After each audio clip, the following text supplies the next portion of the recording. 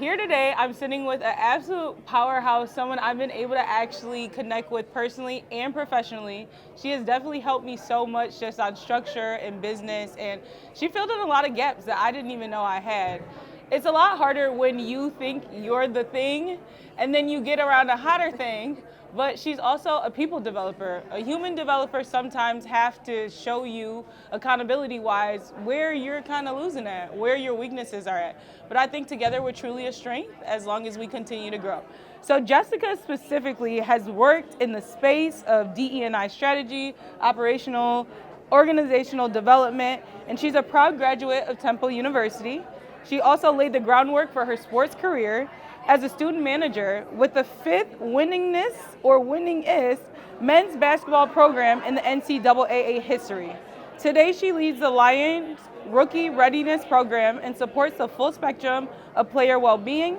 Outside of football, she's a true entrepreneur. She leads events, she has a beautiful candle business, and beyond. So Jessica, I know you're so known to be a people developer and an empathetic leader. Can you talk a little bit about your professional leadership framework? Yeah, so I think for me, I'm modeling the behaviors that I had or didn't have coming up.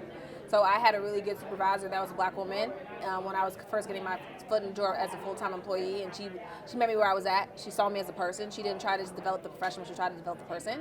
So having that as an example, I was like, I want to be that for somebody else, right? But also, I also have examples of people that did not look out for me, people that did not support me. So I always try to just give what I can give and try to teach people the way that I know, and so that everybody's path is easier than mine was, because if I had all the tools and all the answers, I could have gotten there faster. So the goal is that you get there wherever you want to get faster, because I can help you get there, versus like, we aren't in competition, we should be helping each other grow and evolve together. So my philosophy is just to care for the person, to build the person, to get to know the person, but support the whole person, and really get to understand how they develop, how they think, what they need, but also have that accountability in there, be honest, be able to have the tough conversations, but ultimately for a common goal.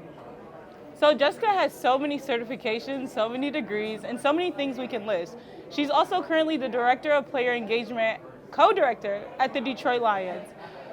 You're in this role, right? But personally, you're Jessica Gray. So can you talk a little bit deeper into the boundaries that you have to set for yourself as a woman in this space? Yeah, absolutely. I think I don't need to bring all of me to every space that I'm in, right? Knowing what I need to bring that day, and knowing that for different players, different coaches, whoever I'm interfacing with, they may require something different from me.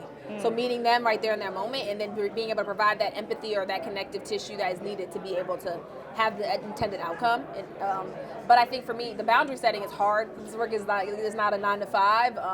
But it's being able to say, like, hey, I do value my community. I do value having a life outside of here. I do value having those things. So finding the time, making the time, creating the space and time is important. So I think part of me, for me, a boundary is being able to be multifaceted and have other things. Like if I don't feed my creative, parts through my candle business, that doesn't allow me to probably show up in my best self here, right? So understanding that I need to do multiple things to be able to show up and be able to fill my cup, and my cup can get filled in multiple different ways and different avenues. And so you left with filling the cup, right? And so for people who might feel like it's empty in a very high level, high fast-paced environment where a lot of the times we're burnt out, how do you go about that, and what methods could you share to help others? Yeah, I think I can always do better. I think everybody can do better checking in terms of what's needed today, right? And I think that as a perfectionist, as a very much type A person, it can kind of be like, today this thing doesn't require me to be perfect. So maybe my C effort is okay. And being okay with that, and knowing that I can still do a lot of good things. I can still have impact. I can still meet the goals. I can still meet the needs with a half full cup. And I don't need to try to fill the gap and overflow my cup. But then also being able to tap into now knowing my schedule and kind of having a couple seasons of consistency, I kind of know when it's busy or when it's not. Being able to tap in and tap out. And other things in my life don't get to be in the front seat or in the front row or on the front burner when it's the thick of the things that needs to pay my bills and fulfills my life purpose is priority. So being able to tap in and tap out and where I need to, and also ask for help and be able to say, hey, I can't take this on, and understanding some things aren't for me to take on in this season, or it's in a support role versus a lead role or whatever that is, but it's being first honest with myself. And then understanding that my expectation for myself will set the standard for what anybody else expects from me. So if I'm not honest with myself, that doesn't help anybody else. So we're at the front line of day 3 for this beautiful conference. what does beyond the field mean to you? It means everything. Everything that we do should be beyond whatever you're at right now. So beyond the current moment, beyond the current circumstances, what are we thinking about behind? So begin with the end in mind, right? So if we just think about this moment right now, we're limiting our ability to show up if we can't think bigger than this. So beyond the field means how I support my players beyond the field, how I support myself beyond this field. Whatever I can see right now doesn't mean that's what's all that's going to come.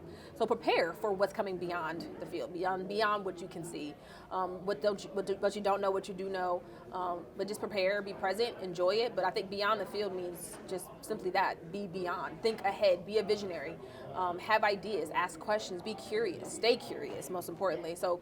Yeah, don't just think about the field. Like, we're all more than just whatever we are, right? If we're trying to be in a space of empowering athletes or empowering professionals to think that they're more than something, acknowledge that you are multi-hyphenate and lean into that. But also understand that some things need to, what are we taking lead on right now? Like, right? Like, what is taking front seat? What needs to sit in the back seat? And what is something that, hey, maybe just in 5 years can prioritize that thing, right? So building things that you want in time now, or prioritizing what needs to be done right now. Like, I think honoring the season that you're in, honoring the space that you're in right now, but still having goals or ideas or vision beyond the present. Beautiful and well said, as always. Thank you so much, Jessica, for sacrificing and coming here today. Yeah, thank you.